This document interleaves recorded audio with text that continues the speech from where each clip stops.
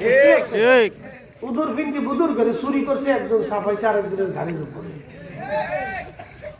শয়তানি চিন্তা করে আমি খুব বিজয় লাভ করছি। এই শুনে যাবে, আহলে সুন্নাত ওয়াল জামাতের বিকল্প কোন রাস্তা নাই।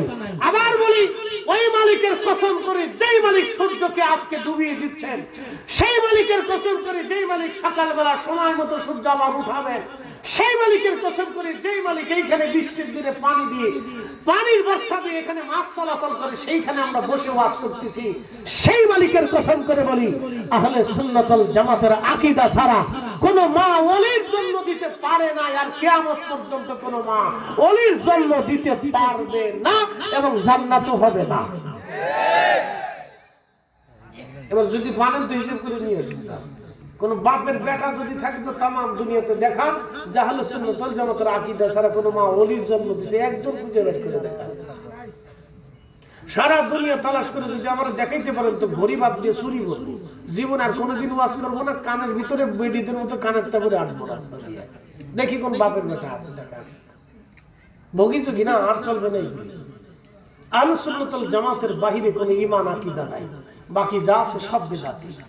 আহলে সুন্নাত ওয়াল জামাত অরিজিনাল, এটা সাহাবা কিরামের জামাত, এটা ওলিদের জামাত, খাজা বাবা আজমিরের জামাত, 360 আউলিয়ার জামাত। কথা বলে ঠিক কিনা?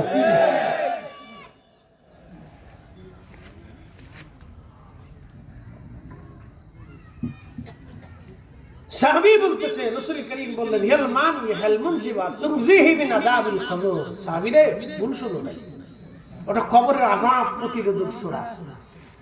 আল্লাহর নবী বলেন, সাহাবীরা প্রত্যেকদিন এশার নামাজের পরে কেউ যদি সূরা মুলক তেলাওয়াত করে, রব্বুল আলামিন খুশি হয়ে তার কবর আযাব থেকে তারে বাঁচায় দেয়।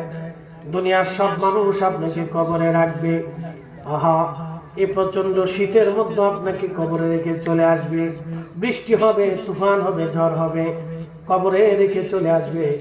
মানুষের জীবনে আছে কি? বিজ্ঞান বলেছে মানুষ বেঁচে থাকাটা আশ্চর্য, মরে যাওয়াটা কোনো আশ্চর্য না। ম্যান ইজ মর্টাল, মানুষ মরে যাবে।